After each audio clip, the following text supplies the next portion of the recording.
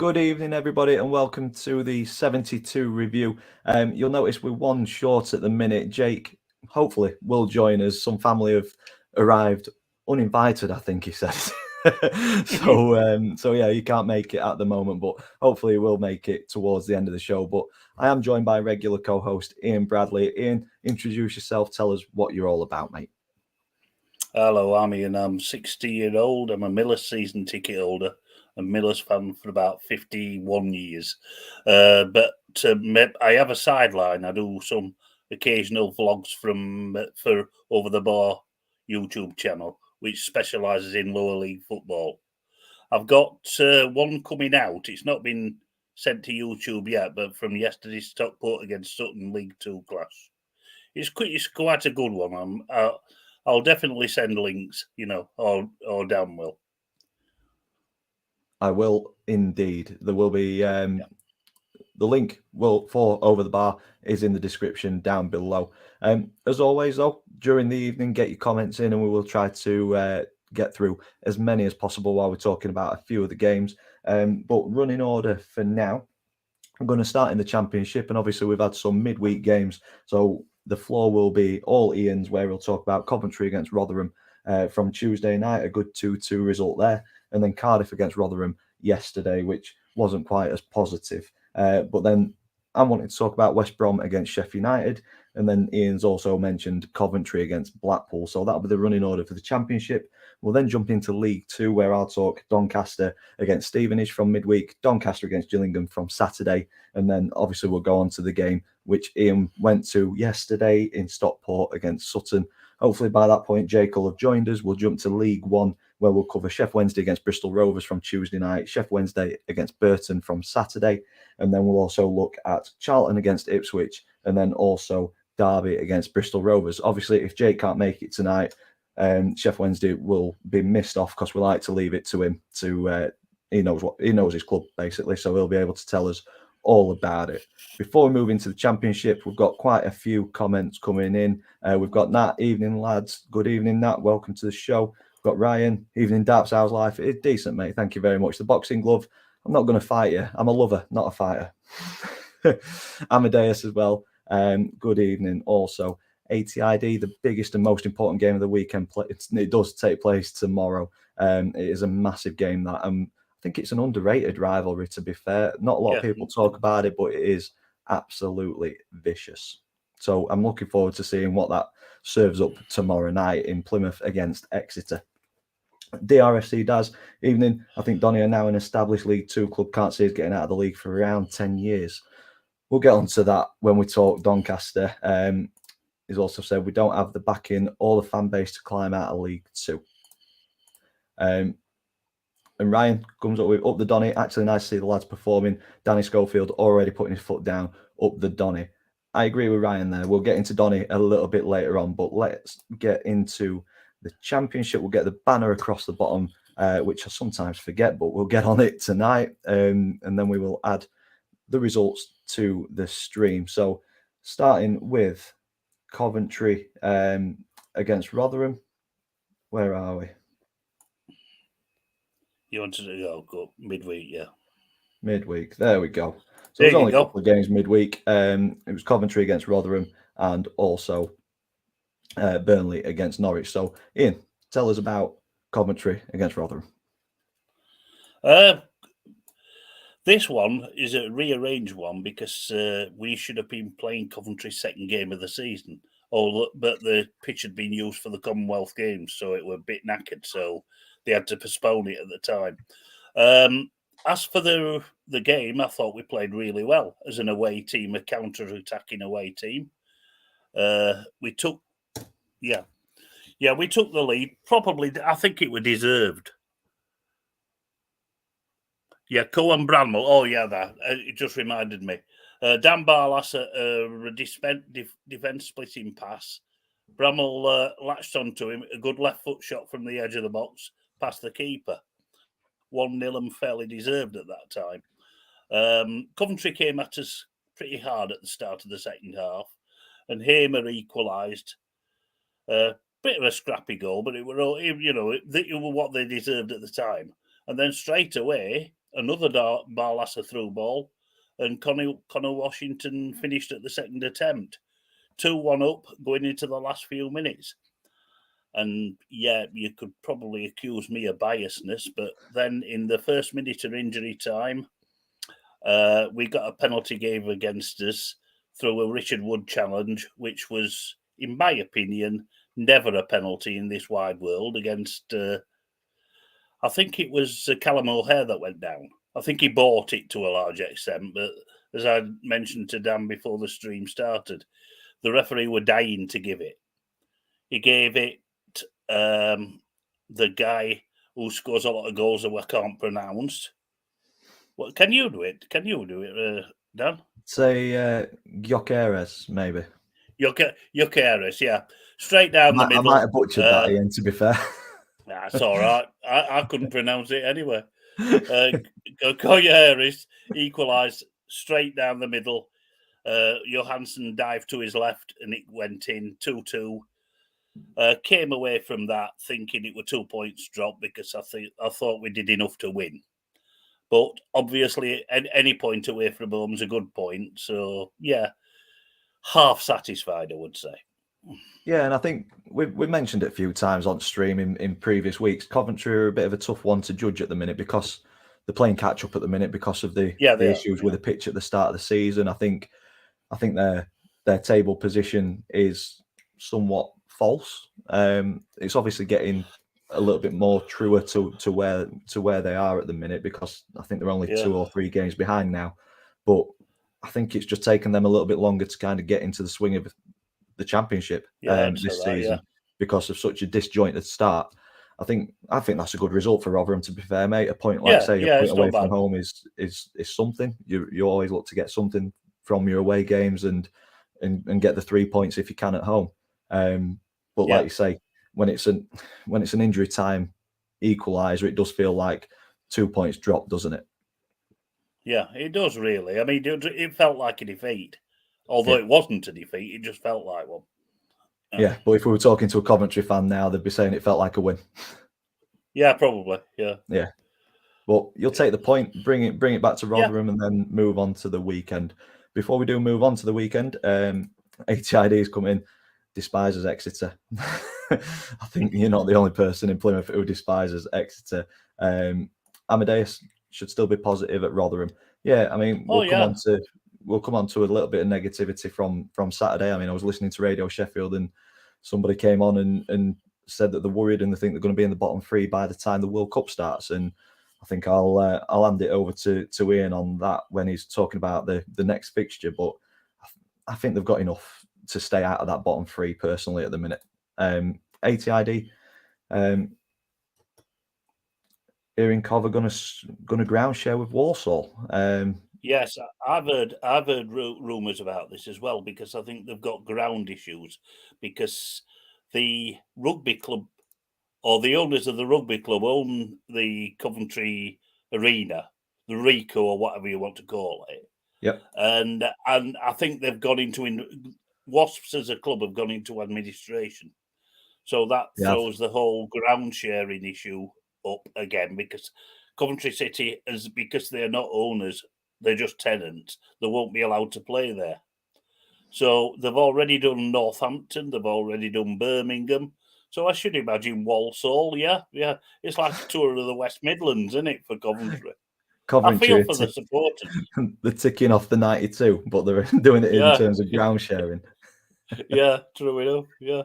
I feel in all honesty, joking aside, I do feel sorry for the fans because obviously cost of living crisis. You want to play your home games as close to home as possible.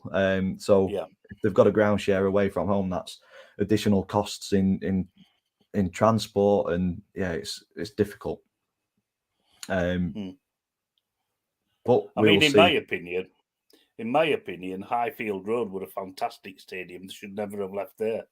Yeah, we have got good news. Somebody has joined us. Jake, welcome to the show. We will return back to the championship shortly. Hello. Apologies, Jake, mate.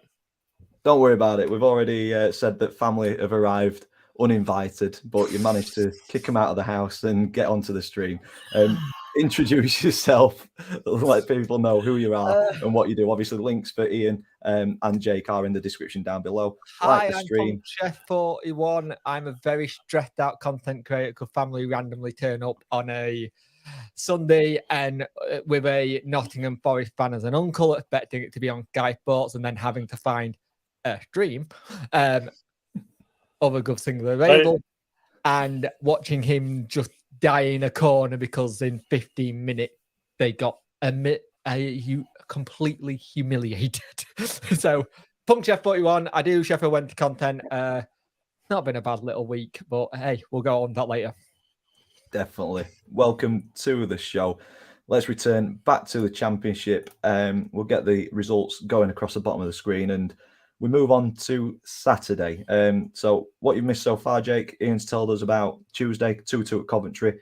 We also found out that Coventry may be ground sharing with Walsall, and that's pretty much where we're at. 110 people in the stream. That is ridiculous. Thank you for the support, guys. This is amazing. Ground sharing? Is that because their ground needs so much work after?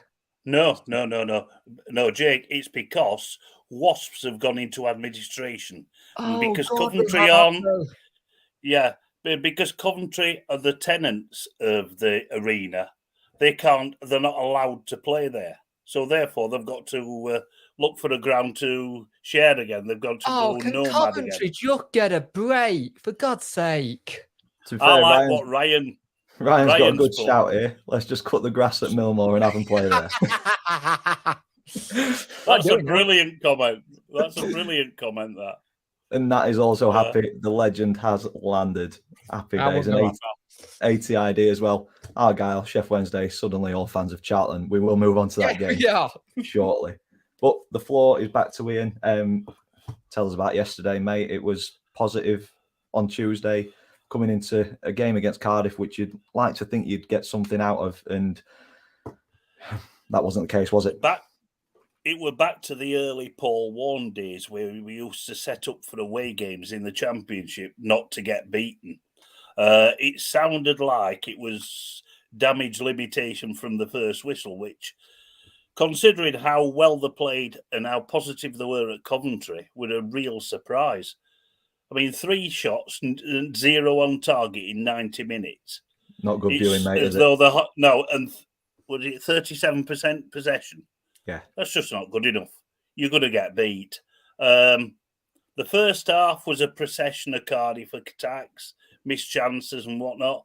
And we were just waiting for the goal to arrive, really. I mean, I didn't go, but I did follow it at the match that I were at. And I just thought, we're going to get beat 1-0 here. And that's exactly what happened. They scored, more or less on the hour, were it? I can't see this. 65, mate, 65. Yeah, more or less on the hour, 25 minutes to go. You just know we're not going to get back into it. It's very, very the performance more disappointing than the result. Because if you get beat away from home against a better side, fair enough. But it's just the manner of it that's disappointing. Yeah, just having a quick look at that, it's like you've not really tried to put yourself onto the game and weird. And, like you say, you've gone to set up for a 0-0, which you don't want to see as a fan. Well, to be quite honest, if they set up against Burnley on Wednesday night like that, it could be a cricket score. Could be a very long season for you. Take a leaf from Amadeus, exactly. Ian. Bit of positivity. Yeah. That's all you need. That's key word for Rotherham at the minute. This has to be the season that they prove themselves as championship stayers, hopefully. But the problem is, under Paul Warne, it was doable. Now you've got a completely new ethos, and I think that's the hard part for it, because you're having to go from 6 years of tried and tested, know what he's doing, looking like he could have a good opportunity to someone who's not championship experience, first time having a big job in the championship, and you're gonna have to see how it goes. It's on an edge where it can go good or it can go bad. Granted, the Paul Warne thing was out of your control, and no one gives Paul Warne any kind of rubbish for it, because at the end of the day, he gave you 6 years. He could have gone loads of times. Yeah. I think this is going to be January. you need, during that break where there's no games, you need to be training every day of the week, double sessions, trying to figure out what he wants. Because if you get that right and you get the players he want in January, you could have a situation where it just go back to where it was at the start of the season. Yeah. But when you consider the fixtures that we've got before the World Cup, and I'll list them. We've got Burnley away, Norwich at home, Sheffield United away, and Luton Town away. That is frightening. That's absolute. Yeah. I mean, that's the toughest probably run of the season. I mean, when we come back after the World Cup, the more doable fixtures, we start off with a home game with Bristol City and one or two more games we could get points in. But I agree with you. Like Jake said, though, Ian, it's during that break you've got to be ready for when it. You got to treat that break as a second pre-season. With that gap, I wouldn't. Yeah, we are. You've got a great opportunity, and if you're getting a new manager, he's probably the best time to get a new manager, knowing you've got a World Cup where there's no games, where you can just sit and do what you need to do. Yeah. And the thing is, you've got I think that's where some people who are changing managers, especially in the Championship, have been quite smart because they can use it as a second pre-season without having to do any of it. They could. Yeah, true enough. What ATRD says about raiding Exeter, I wouldn't mind Matt J and I wouldn't mind Brown, the forward. I mean, they're okay. They are good players. They're the League Two players, but they know Matt Taylor and Matt Taylor knows them. So there might be, because I think we'll be losing Wiles in January. Because we had that bid put in the summer that we turned down from Burnley. He's not been the same player since. In my opinion, he's not had a good game all season. It's a problem when those bids come in. Turns head, doesn't it? Yeah. It does, definitely. Yeah. I think we've got somebody new to the show. I think you brought them along, Jake. We've got OBG, Old Brick Gamer. We love you Wednesday. Hello, Jake sent me here. So welcome to the show. Everybody is welcome. We try and do the 72 review so that it's open for every fan to come and have a chat. Nat, I don't know if you guys are the same as Nat. He's still not excited about the World Cup yet. I can't be arsed. Do you know? Yeah. I couldn't be less bothered about the World Cup because we all know what's going to happen to the national team. They'll sneak through the group stages, and then as soon as they play anybody half decent, they'll go out. Me personally, I'm happy we got games that me and Dan can actually do. Yeah. It's gonna be weird to have domestic football alongside a World Cup, and I think that's why a lot of people aren't getting excited because there is still domestic football going on. It just feels wrong. I've got a senior rail card, and in that month of the World Cup, I'm going to give it some serious hammer with lower league football. Without any question. I thought you were going to say it gets you to Qatar. I don't think it would. Even if it did, mate, I'd probably stay away. Well, that's just my opinion. Just run as a politician. You'll get it all paid for by us. True enough. Yeah, I've got my own... we'll be here all night if we started talking about politics. I'll tell you. Yeah. We've done that before already. Yeah, definitely. Yeah. We will move on and continue with Championship football. Moving on to West Brom against Sheffield United. I just wanted to say a few words about this one. Obviously, Corberán starts his West Bromwich Albion reign pretty poorly against Sheffield United, in fairness. Question to you guys. I'll let Jake answer it first. West Brom, are they relegation threatened or not? Depends on how quick you can turn it around. Again, it's similar situation with the World Cup. Again, he got a chance to put his thing. If you don't have that World Cup, I say, yeah, they probably are. Because he's not got a chance to do anything on the training ground. The problem with these lot in terms of West Brom, they are very, I think once they get a right manager, they can sometimes turn it around. I just think Steve Bruce has done too much damage too late. Yeah. And I can't see him backing him too much in the January transfer window because there's got a lot of players that'll be like, work with what you got. Not a great game to come up against Sheffield United, who've been a bit wounded as late and then coming on the back burner. Yeah, they needed a result, didn't they? I feel for Brewster, another big injury. For a long time. Yeah. He was known as the next big thing. That lad can't get a break. Yeah, he really can't get a break. And I'll get some Wednesday fans saying, "Why am I talking about Sheffield United in this way or turning around and stuff?" It's like at the end of the day, one's already come in, Jake. Amadeus. There we go. But your rivals are what make football. Yeah, definitely. Kind of thing. And granted, I don't like to see them doing this well. But if they went up, I'd be also like, you know what? Good for the city, good for South Yorkshire football. Yeah. It brings more to the economy, doesn't it? That's the way. And that's the way you've got to look at it, really. I mean, I'm not the world's biggest Sheffield Wednesday fan, but I'm going to the Morecambe Cup tie on Friday night. I've got a seat in the South Stand, by the way, Jake. I forgot to reply. It's been a mental week. It'll be good, that. We've all been having a tough week this week. By the way, can I ask one of the commenters a question? It's Loudmouth BFC. Are you the guy that used to do the bar? Are you the guy that used to do the Barnet videos? It is. Yeah. Top lad. Yeah, good morning, Treacles. He now does like an all or nothing on the team he coaches. It's really good. Go give it a watch. It's I know. Yeah. Honestly, Loudmouth has got some of the best banter as a content creator that I have ever come up against in the Football Vloggers podcast. if you're not on form when Loudmouth's on, you may as well just sit it out and just turn your camera off because you're going to get absolutely battered. And that's what we love. ATID's come in with a comment as well. I can't say what I want to say. So it's going to be natural for the most hated nation on earth in England to win the most hated World Cup of all time. So, there's potential that we will go on and win it. Anthony's come in. You'll know him from my vlogs. He's come and watched a few Donny games. Huddersfield fan. So, obviously, he's wanting Coburn to suffer. You can kiss my rear end. I was speaking to a West Brom fan. He says the chairman is spoiling a lot. So that doesn't. To be fair, West Brom went from being the club that was well run, kept in a little bit of family, and then I think it's Chinese ownership now or something like that. It's weird when these ownerships and clubs get taken. It sometimes doesn't work. Yeah, true enough. It doesn't.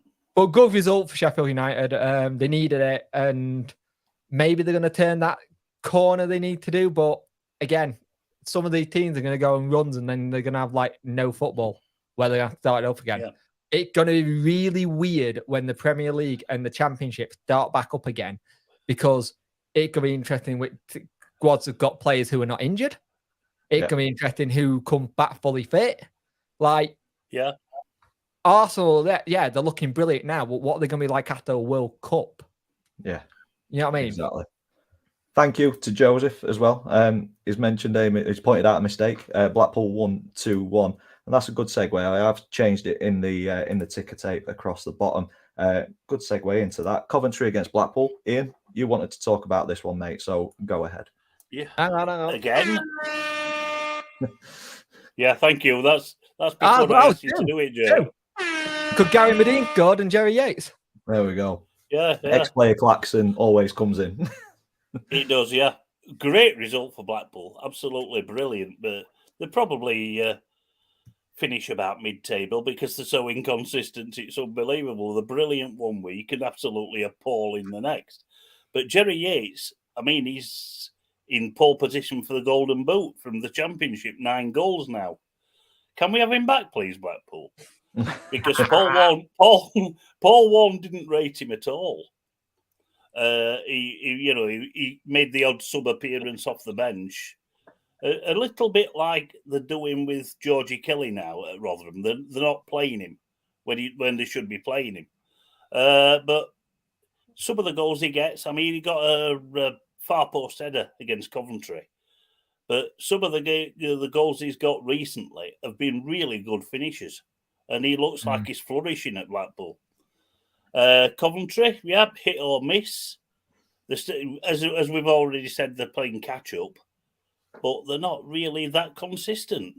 No. And to get out of the bottom three, Sorry, it's unusual for a Mark Robin team as well because they're normally quite consistent. Yes. I'd say that. ATID dodges a bullet with Kelly. Well, Kelly's doing well. Kelly's doing really well at Rotherham. I mean, he's only played. I think he's only started 2 and come on as sub in a lot of other games, and he's on 3 goals already. So we're quite happy with him. In fact, we're more happy with him as supporters than Matt Taylor is as manager. He keeps wanting to start Tom Eaves for some unknown reason. But I think he'll, I thought Tom Eve was a really weird signing for you guys. Yeah. He didn't really do anything at Hull. Well, to be honest with you, I mean, Matt Smith left though. Yeah. In terms of that target man to aim for. Yeah, you're not having him back. I like him. But Eaves, he's just an out. From what I've seen of him in the games that he's played at New York Stadium, he's just an utter donkey. He's clueless. Yeah. And on that note, I think we should check the table out for the Championship before we move on to League One. So we'll start. We were talking about Blackpool before, so he's allowed to call him a donkey. Come on. Oh yeah, true. Yeah, fair enough. Yeah. He belongs on the beach. So it's not looking good for West Brom at the minute, but it's such a tight division. I don't think there's anything to worry about too much. Huddersfield just above them, but Anthony's just dropped in the chat.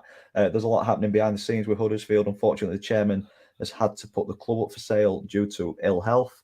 We needed the win because other teams were starting to pull away. It's a shame because Huddersfield I've always seen as a very well-run club. Yeah, and he's always done well with it, and known what his budget is, and known where they were as a club. So it'll be interesting to see what happens. Yeah, definitely. I mean, Huddersfield 3 points away, well, a win, and they're out of the drop zone. So not a million miles away from quick question: what's the thoughts on Middlesbrough's appointment? I think it's a bit of a panic, to be honest. I think Gibson wanted a name. And Carrick's a name. He's unproven. Yeah. I mean, he's got a lot of coaching experience, but he's had no experience as a number 1. He's got a really hard job there. It's really hard job. Derby appointment. Yeah. When they do Rooney. I think. Yeah, that's right. I think, like Ian says, very similar. They've kind of gone with a name, haven't they? Yeah. It might work. It might not. That's the risk. Rotherham. He's got to be given time. Oh, yeah, definitely. Rotherham currently sat fairly comfortable in mid-table, but as we say, the Championship is such a volatile division and it's so close from top to bottom. Like Lewis said, Burnley's league, it's looking that way. I think they're very, very good. Like Ian said, we'll have to get Dan Doppelganger on to talk about Burnley. Yeah, definitely. We'll try and get in touch with. He's called Dan as well, isn't he? Yeah, my mind was blanking as well. Like, we need to get Dan on. And like, he's called Dan. we'll get him on. It's like I'll have 2 cameras. But yeah, they're currently top. Blackburn in second, and then the playoffs are currently made up of QPR, Sheffield United, Norwich, and Swansea. I will say, you look at that table, Blackburn. You really don't think she'll be there, but they changed management work. QPR, same. At one point, Reading were there, and you were thinking maybe not. It's nice to see some of these teams who have been ready to make that break. Now they get that kind of push. Yeah. With unproven managers, both of them, pretty much. Like Anthony says, though, after Christmas, there's always change. There's a team that manages to pick up a bit of consistency and climb the table. There's a team towards the top end who end up dropping down as well. It's why we love it, isn't it? Yeah, it is. And there's no team being cut adrift yet. Even those at the bottom, a couple of wins are mid-table. Still very tight. Definitely. Yeah. We will move on to League One next, though. ATID has said on to League One. As much as I hate the colour red in football, I suddenly like Charlton as well. Yeah, I agree. I agree. So Championship down, League One is up. If I've made any mistakes on this one, please let me know, because it has been an absolute hectic weekend. Cobbled this together as soon as I could. But we will start with Sheffield Wednesday against Bristol Rovers. We've just ticked over the half an hour mark. We will try and get this done in under an hour. We'll see how we go. I will say this now. I messaged Charlie from One Rovers Vlogs about 78th minute and went, you should have won this. Because they outmatched us. They played a system. We struggled. We had a lot of chances. Up until this game, it worked. After this game, we'd had 38 shots and 9 of them have been on target in the entire 2 games, which is insane when you think of what we got up top. We should be having more than that by any stretch of imagination. If you want to see if they can score, put the cars around the thing, and if they hit the cars, then they're going to have to repair them. That's how you get them to try and get the shooting boot back on. But Bristol Rovers play some excellent football, and they don't look out of place in this league. When we'll talk about them at the weekend result. But they had a system that worked, and they were dangerous. But their keeper, such a high quality keeper. I've forgotten his name. Can you bring the lineup for me, Dan? Of course I can, mate. He was absolutely superb. Belshaw, absolute superb. Saved everything. When they get man of the match keepers, you know they've had a blinder. And we were thinking like this was a draw is a good result in the game of thing because we're still like averaging like 2 points per game, which is what you want roughly. But at the minute, if you look at what Ipswich and Plymouth are doing, they're en route for 100 points with how they're playing. And it's going to be interesting. We're not adrift yet, but we need to start going on a run. Like when these last couple of games in October, we've got 14 points out of 21. And that's 5 wins out of 8. So that's Portsmouth, Vale win, loss to Argyle, win against Cheltenham, win against Cambridge, 1-1 with Lincoln, 1-1 with Bristol Rovers, and the result that we'll talk about in a minute. And that's not a bad little go in there for me. It's not a bad return, mate, is it? For me, it's the game we've got coming up. It's like Accrington Stanley, Shrewsbury, Derby, Exeter, Oxford, Fleetwood, Port Vale, Cambridge, Cheltenham. And the last 2 are in the new year. We could get a lot of points out of them. Every single one of them sounded winnable on paper, but you've got to turn up and you've got to earn every single point. It don't matter if it's Championship League 1 or League 2. If you don't win your individual battles, you won't win the game. Inconsistent we are. We're very inconsistent. And Darren Moore, we've got injury issues. We've got Ben Hennigan out for the season, which is a massive blow. Player of the season for me. He's just been superb and lose him in. Reece James had come back. Akin Fenwu coming back. But we're starting to pick up some little niggles here, which is not what you want. But Michael Smith, again, getting on score sheet, starting to see him come a bit more clinical. And we need it. We definitely need it. But it was just nice to see. They always say that teams that come against us, they treat it as our cup final. If anyone's seen the picture from Joey Barton on Instagram and Twitter with him showing their team thing, if I were Joey Barton, maybe I wouldn't have shown that last bit because you're giving clubs a little bit of an idea how you do it. But I got it. I understood it. And the one thing that said fans can't win the game for you. And he's right. At the minute, it sounds really weird. When the fan base at the minute is so toxic. There's still people want Darren Moore out and sacked. And we're third. Yeah, can't believe it. It's not won in October. Hey, Jake, can I ask you a question? Yes. Were Icky dropped yesterday? No, he got a suspension. 5 yellow cards. Suspension. Because apparently he was lucky not to get sent off against Bristol Rovers. He was lucky not to get sent off, and he was just shocking, just letting the ball bounce. We're playing it out from the back with him, and I don't think it works for his style. I think he'd more of just get it out and get it long. But at the end of the day, it was good for him to have that suspension and get it out of the way. But it's been coming for a while. I've been waiting for the card to turn up because, when's it coming? Because he's due one. Because he's been lucky in some of them. But it is how it is. But then you go on to the weekend game, and we just went clinical. We just turned into the team that we know we can. And I didn't think we were very good in this game.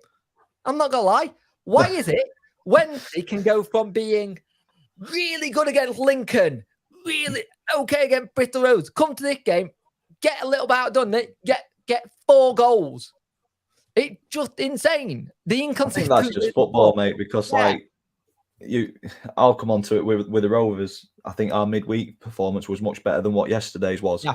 But the results were reversed. We got beat midweek and we won yesterday. And it's weird, isn't it?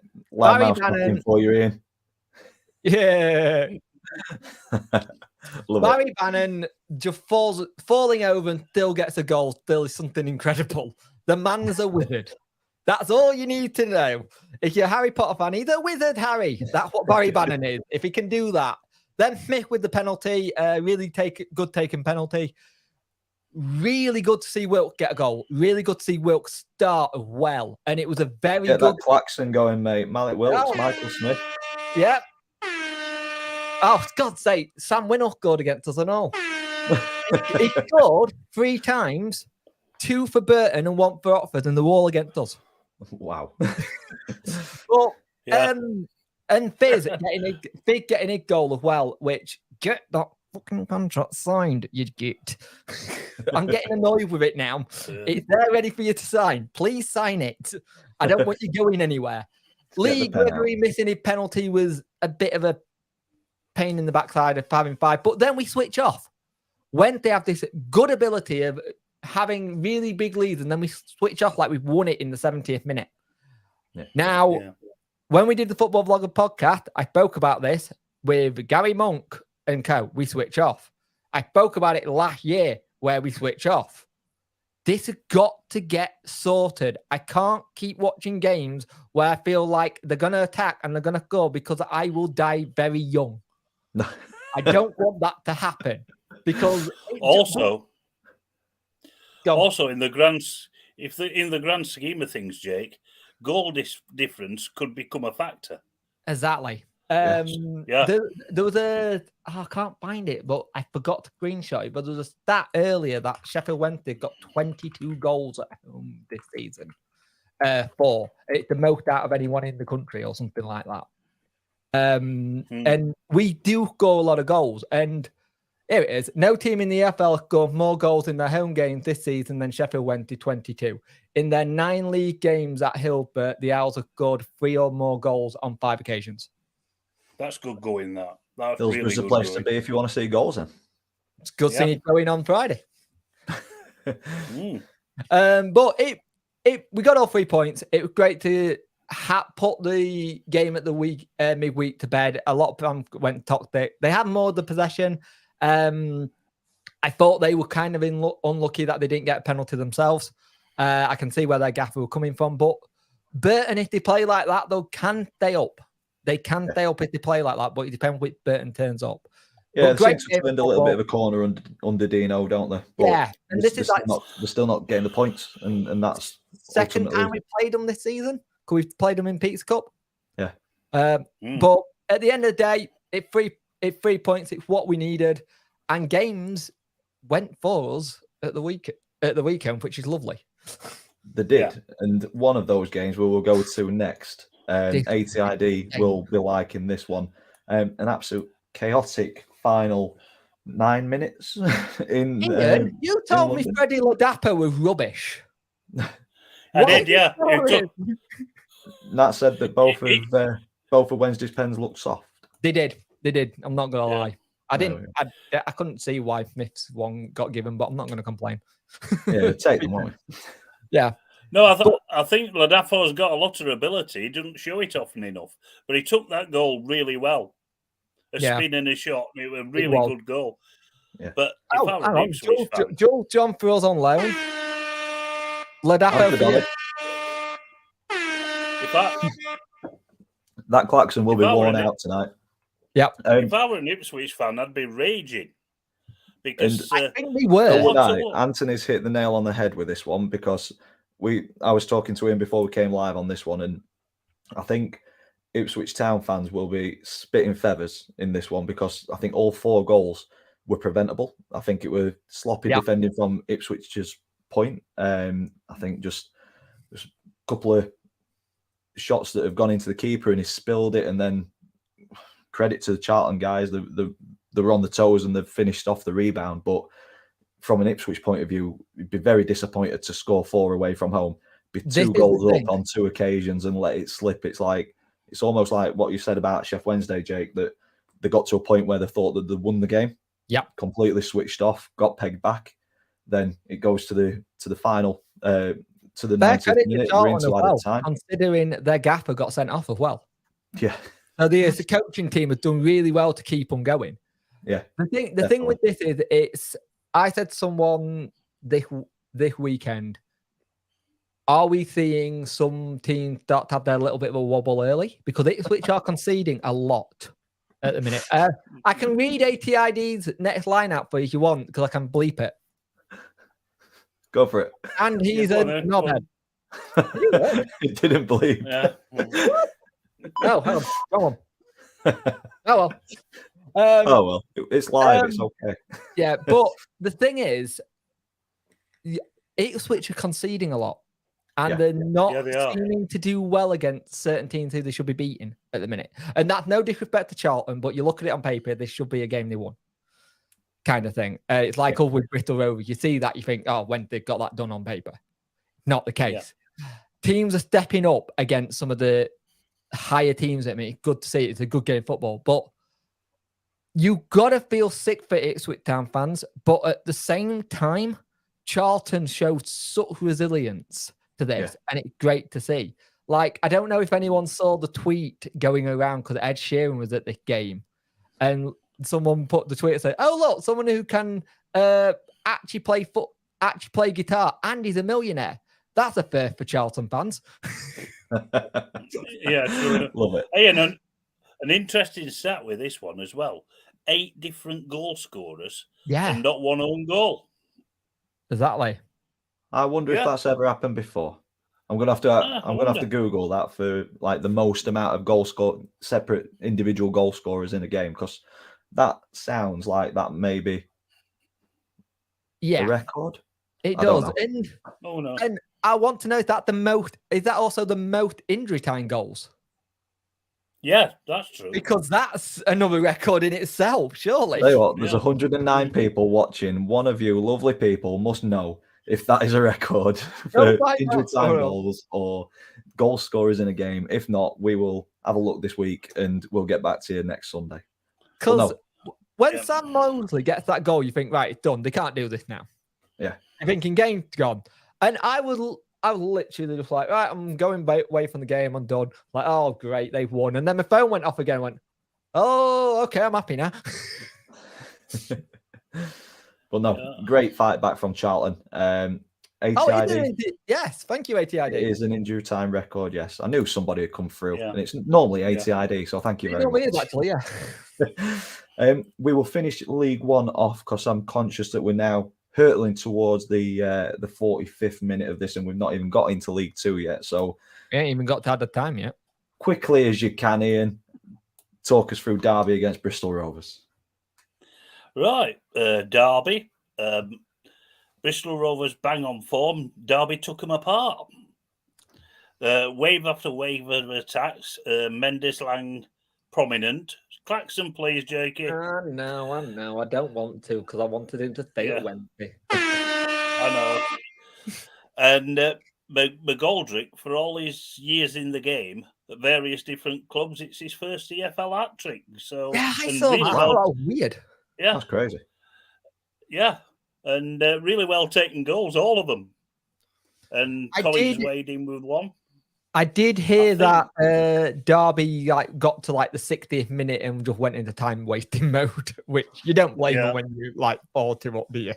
No, I suppose not. And they've got some really significant injury problems, and they've got a small squad anyway.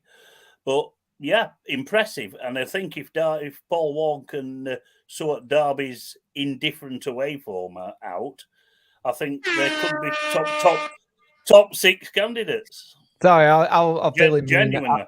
I'll giving you Claxton for one. Yeah, I think there could be genuine top 6 candidates. Yeah, I do. Even though, I think the 1 or 2 players short, and with what they got in terms of EFL sanctions and stuff, I think he may have to use his academy or find cheap frees, which he's very good at doing anyway. Well, my thing is, away from. You know the guy that used to play for Watford, Vidra. Yes, he used to play for Derby. He's a free agent. And he still haven't got a club. Can you believe that? Where he's going. That'd be a shout for League One. Yeah. Yeah, not many. Go on, Darren, get on the blower. So to finish League One off, we will have a quick look at the bottom of the table. MK Dons climbing up to 21st, and the remaining bottom four, Forest Green Rovers, Morecambe and Burton. But it's as tight as what the Championship is as well. We'll look towards the top end of the table. I can't believe Oxford are down there. No, it's crazy. I think it will turn to them. I think it might have already started. They got a fantastic win. Yeah. Yeah, at Bolton as well. Mm. Yeah, definitely. Which is, top of the table still, ATID, you must be happy with that. Game in hand over Ipswich, who have dropped points as well. Top looks good still, up the Addicts. I'm in a I'm looking forward to tomorrow's fixture. I'm in an Instagram group with some Plymouth fans, and it was very interesting watching them go back and forth, going, "Oh no, they've done it!" Then going, "Oh yes," it was really weird. My phone kept on going off in this group. I'm like, okay.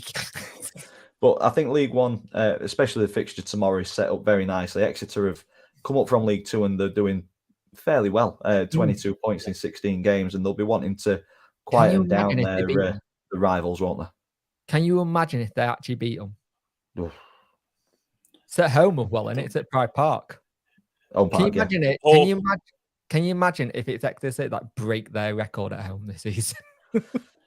I don't think ATID will want to think about that. No. But yeah, Ipswich drop points in second, and then the playoffs are made up of Sheffield Wednesday, Peterborough, Portsmouth, and Bolton. ATID absolutely fizzing. So excited. We'll sleep well tonight. 44 hours awake now and counting. Wow. Jesus. Yeah. Wow. Get your head down. Why are you watching us talk about football? Get some sleep. Yeah, go sleep. So we will now move on to League Two. We'll get that banner on. I am going to have to quickly run away because I'm dying for the toilet. So we'll start at Stockport this weekend because, Ian, you went there. Where are we? Stockport, next to Bradford. Stockport 3, Sutton 0. Ian, it is all yours. I will be back in a second. Thank you, Dan. Well, I went at this game and I was quite impressed by Stockport. I mean, I think they've got a pretty decent squad there. I think it's taken them a little bit of time to adjust to the EFL after coming out of the National League. But the game itself was ruined by a third-minute sending off. And it was a high tackle and the studs were showing. And I would have given a red card for it. But then, obviously, that put Sutton back on the back foot and put them into a damage limitation. And Stockport went for it and scored 3 really good goals. Yeah. Wotton free header on the penalty spot, 1-0. Paddy Madden, who, to all intents and purposes, is a cheat code for League Two. He's a far better player than that. Stabbed in at the second attempt after the keeper parried a shot. And then I think it was young Will Collar, right winger, scored a really excellent goal to make it 3-0. It could easily have been more, but I think Challoner were bringing subs on towards the end. I think he was quite satisfied with a 3-0 home win.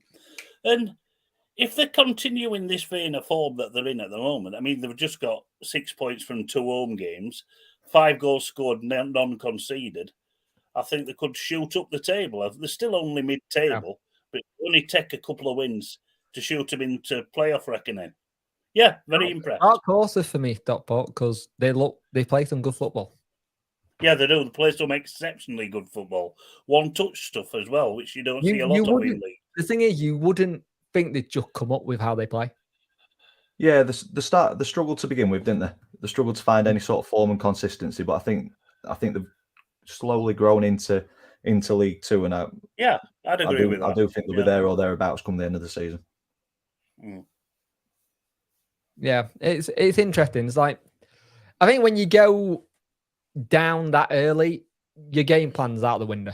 You're having to find all the notes you got for when you played with 10 men, and it's not great, but it's a cool game when you get a man down that early. Was it a red card? Because I've not seen any. Oh any yeah, highlights. without a doubt, it was. Yeah. It was sort of like top of the thigh height, and the studs were showing. Yeah, not a good one then. Yeah. Not one of those ones where you would need to go to VAR. You would just go, yes, you're off, go. Yeah, definitely. Yeah, absolutely. Yeah. Having a quick look at the comments. Obviously, I've just had to nip away. Anthony's saying 4-4 could be the highest. He's not finding another. The only one that he's finding so far is 6-1 Liverpool versus Villa, and they were all different players. So that's 7 different goal scorers. 8 different goal scorers could be the highest. Well, that's technically Premier League and not EFL. Yeah, we're not bothered about Premier League. Man City 7, Norwich 0 was all different as well. So it's looking like I was bothered about the Premier League at about 2:00 and having to console my uncle. And then you guys missed this before I got back. Nat said that everybody should freeze. See if I'd have panicked. I would have, definitely. Nat, you're evil. Yeah, that would have been funny. So we are hurtling towards the hour mark. So we will finish with Doncaster Rovers. We started with Donny last week. We spent quite a lot of time talking about Danny Schofield. I spoke to you guys and said that it's going to take some time. I think it's starting to show already. He's had just over a week with the players, and although we got beat 1-0, this for me was one of the better performances I've seen all season, and taking last season into account as well. I thought we played the ball around extremely well. Obviously, the stats don't show a true picture for me. 12 shots, 1 on target for the Rovers, but we had 66% possession, and this is against a team who were second, pushing for first. Typical Steve Evans team. I think they're set up very well. Difficult to beat. They had one real clear opportunity where we've had a lapse of concentration. They put it in the back of the net, and then we just struggled to break them down for the rest of the evening. To be fair, couple of good opportunities. George Miller's had a free header that he's put wide. Harrison Biggins has had a free header that he put wide from a couple of yards out. That was a sublime ball in from Luke Molyneux as well. Harrison Biggins took a shot on from his own half and hit the crossbar. So I think on any other, I think on any other evening, we could have got a point at least from that, but it wasn't meant to be. But I think we're seeing green shoots of recovery as a club under Danny Schofield. I think we're seeing what a Danny Schofield team will begin to look like, and I'm impressed so far. But yeah, the result wasn't quite what we wanted, but it's the first time in a long time that I've seen a lot of fans walking out of the stadium fairly positive after a defeat, which I think it probably makes a nice change, actually.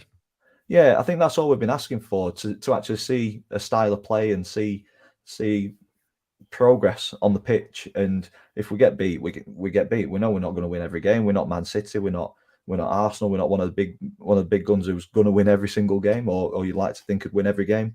But to play with passion and move the ball around quickly, that I think just the fundamentals of football is an expectation for any fan, not just Rovers fans, Wednesday fans, Rotherham fans. And Danny Schofield, do you feel like this should have been the first job he took instead of the Huddersfield job? Get your teeth down there, have a style of play, and then see what happens. I think so. Yeah.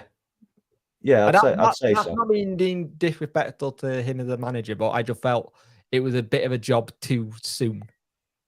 I'm going to say especially the position that Huddersfield were in, just missing out on Premiership, losing a lot of players. He only got given 2 weeks of a pre-season. I think he got given a very difficult job at Huddersfield and didn't get given the time to achieve what he could potentially achieve.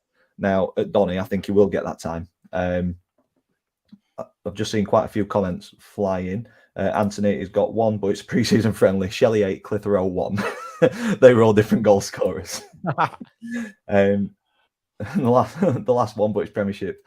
Tottenham 4, Arsenal 5, so 9 different goal scorers there. So I think in professional football, we've got one which beats it. 80 ID. Bristol City, Ties Hull it. City, 5-5 ties the record with 8 different goal scorers in the EFL. There we go. We knew you guys pop up and find it all for us.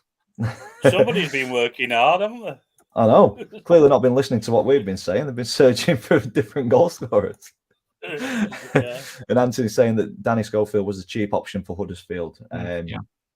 So, yeah, I think it was probably the wrong job, or possibly the right job, but at the wrong time for Danny Schofield, because he does have the links to Huddersfield. But obviously, Donny lad, born and bred. I think that's been a bit of a pull for him to come to Donny. But we're starting to see improvements. No whip bills not to go into.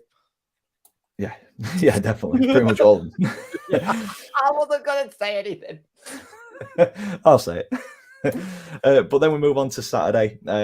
And my honest opinion for this fixture and this performance, I don't think it was as good or as slick as what we saw on Tuesday night.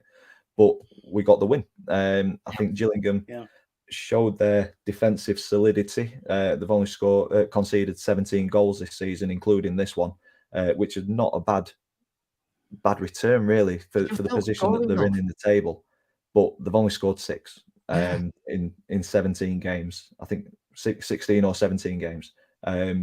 So that just shows their lack of firepower is the reason that they're where they are, and it was evident yesterday. 5 shots at goal, 3 on target. They put us under a bit of pressure when we went 1-0 up, but not once did I feel any sort of fear that we were going to get pegged back. And even going into added time, you'd think teams would just throw the kitchen sink at it, but I think they just didn't have anything in that final third. It was either the final ball wasn't there, or there wasn't a player in the right area. So I think Neil Harris has got a big job on. He's got to bring players in January, or I think he may be one of the next managers to face the axe. Decent header from Biggins to get us 1-0 up. But for me, the story of the day was Rio Spur. Tommy Spur's lad brought round, applauding. It was fantastic. Tommy Spur he was welling up.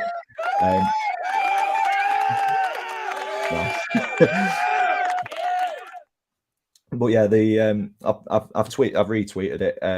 It was lovely to see the Rovers lads had Rio on the pitch playing football with him, and then he's run pretty much the length of the field and going through the treatment that he's going through now. I don't think we understand quite how much effort that'll have needed to do that. He scored, big cheer, and probably the highlight of the day for me. But I will link Tommy Spur's GoFundMe. Read the story. If you can donate to it, please do. They've had a tough time recently as well, so it's nice to get them having people behind them. Everyone, they know people behind them, but having it in that sense is probably means more to them than they can even describe. Yeah, and definitely. It shows you what football can do as a fan base when things like this happen. We've got similar with Aaron Jameson's little boy as well. It's weird at the minute with this because they keep being so young, and as someone who's got a little girl who's about the same age or to one of them, it's like I don't know what they're going through. Yeah, it's hard to understand. And especially when people are struggling at the minute for doing payments and whatever, going through with cost of living, and people still being so generous. And it's the thing is, what you got to remember is they wouldn't act if they weren't 100% needing it. Yeah, desperate. That's it. That's it. And people always say footballers have made money. Like, Tommy Spur probably made a lot of money, but he's teacher. I liked his little celebration at the end. You know when he did it, it was brilliant. That he's done more celebrations than I will go for me at the bottom of this once we've finished. Anthony's come in, mentioned Danny Schofield and Huddersfield. He believes it was the wrong job. It was out of his depth. I've watched a few of his post-match interviews with Donny. He seems happier already. I think that's the thing. You've got to be happy in your work to get the best out of the players. So hopefully, I want to see any manager progress. I want to see them succeed at Doncaster. And if we're a stepping stone club and they go on to a bigger club, so be it. But it's about recruiting the right person straight after that. So hopefully we've got the right man there. Lewis has said, can't wait for Molyneux to get his goal. Yeah, it's disappointing me at the minute. Molyneux, I think he's clearly got bags of ability as a player. I think that first goal will turn his season. I think it'll just give him that confidence. Yeah, On it's all to do with confidence, really. Say again, Ian, sorry. It's all to do with confidence, isn't it? Yep. You can have bags and bags of ability. Especially golf goes. Yeah, definitely. Amadeus, on about Rio Spur, that's what football and community is all about, exactly that. 100%. And that's what we're trying to build here as well. There's obviously rivalries, but we want this to be a safe space for people to come and talk about their club. I see what you say. Go sleep, mate. Go sleep. So before we go, can I also shout out the Argyle and Shrewsbury fans who were able to donate nearly 4,000 meals for food banks in Devon and Cornwall Tuesday night. That's brilliant. Fantastic. That's brilliant. Well done. That is great work. But yeah, ATID, get some sleep. So before we finish, we will take a quick look at the League Two table, starting at the bottom end. Colchester United dropped to bottom, Hartlepool in second bottom, Rochdale just outside of Bother, but again, just like Championship and League One, it is extremely tight. Colchester on 11 points, and then we can go up to 18th. Gary McSheffrey, by the way, is that what I heard earlier today? Yes, I have seen that. I don't think there's much in it. It's just manager out of work. Gary McSheffrey up in his family and moving all the way to Crawley. I might be wrong though. Football's a funny old game. Yep. There we go. But moving towards the top end of the table, Doncaster move up to 10th with their win against Gillingham, and with 2 points away from the playoffs. So I think Danny Schofield is in a fantastic position to keep grinding. Yeah. Find out those results, and you'll get it. Yeah. We're not too far away from third as well. So Leyton Orient top, Stevenage in second, Northampton in third, and the playoffs made up of Swindon, Barrow, Bradford, and Carlisle. Fantastic result for Swindon at Mansfield, 5-2. Ridiculous. Lads, how nice is it to see football league tables and to be this tight, and every game could take you from third or wherever if you get a win out of relegation to mid-table? It's why we like football. Problem is, mate, I'm a betting man, and it has been absolutely horrible for me this season because you can't call it. Right, okay. As your betting man, then, okay, on this one. So there was a clip on Twitter. Someone put Martinelli to go first and 5. Yeah, I saw that. He put 125 quid on it and got $4,000. You know what? I thought the odds were really poor for that bet. It was. Yeah, I thought it was poor. Yeah, but. That is a little bit of an issue, putting 125 quid on a bet. I'm like a quid or a fiver. Yeah. If I'm that lad or that person, I'm like, right, no more betting, you're done. You've hit your golden goose for the year. Stop. Yeah, true. 80 ideas come in. Night Lads, brilliant again. Tomorrow night we'll decide if I love football or not by next week. Yeah, definitely. Hope you have a decent result. I have no affiliation to Plymouth or Exeter. I say good luck. I kind of want Exeter to do you over, but yeah, it's not gonna happen. I think from a Chef Wednesday point of view, you want Exeter, but I think 80 ideas a regular contributor to this stream. So obviously, I'll go with the Green Army. That was on time as well. That wasn't planned. Nat, cheers, lads. Thanks for your time and effort tonight. Honestly, guys, this is no effort whatsoever. We enjoy it. And the fact that over 100 people have dipped in and out of this stream tonight is fantastic. People and 113 likes, which is superb. That is massive. Thank you so much. And you're the reason why we carry on doing it. We quite like having a chat together, but obviously your contribution adds to the show as well. Lewis says Bradford ruined his bet. I'm sorry.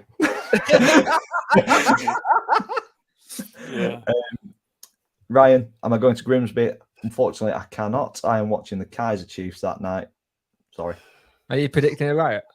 And Amadeus, thank you, vloggers and viewers. This is why I look forward to streams every week. We enjoy doing it. We do. That's the main thing. And while ever we're enjoying doing it, you're enjoying watching it.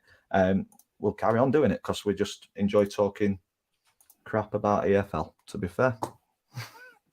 This season's been a lot better for me because I haven't been ripping my hair out like I did last season. About this time, I'll complain about how many goals we conceded in the 80th minute. Yeah, we've won a few as well, so it's been quite a positive season for us. It's not been a therapy session for you yet. Yeah, there's been no Sunday therapy, which is nice. Rotherham are mid-table in Championship. It's too positive. Toughwood. Yeah, Here we go. So that's where we're going to leave this. Oh, before we go, positive is I haven't got any hair to rip out, so that's a positive from my point of view. Love it. My hair's a bit of a mess. That's why the hat's on today. Your hair's a little bit of a mess. I look like I'm from the 90s film star. I keep needing a haircut. I keep forgetting. Yeah, it's last job on list, isn't it? Yep. But no, that's where we're going to leave this one. Once again, thank you everybody for joining us and getting involved in the chat and everything. We hope to see you all next week. Next weekend, cup games as well. So yeah, championship football next week. So Ian's still got his championship correspondence duties to do, but Jake and I FA Cup. So a bit of an FA Cup special, and I'm sure Ian will have plenty to say about the FA Cup as well. Could you go into because yes, I will. Lovely stuff. Good. So on that note, if you've enjoyed it, big thumbs up on it for us, please. Obviously, Ian and Jake's details will be in the description down below. There will also be the GoFundMe for Tommy Spur. That story there, it's worth a read, and if you can donate anything, it will go towards a fantastic cause. That will be linked in the description down below. If you've enjoyed it, once again, big thumbs up. Subscribe to myself. Comments if you're watching on repeat. I will try to get back to them as the week goes on. All that's left for us to say is thank you for watching, and we'll see you in the next one.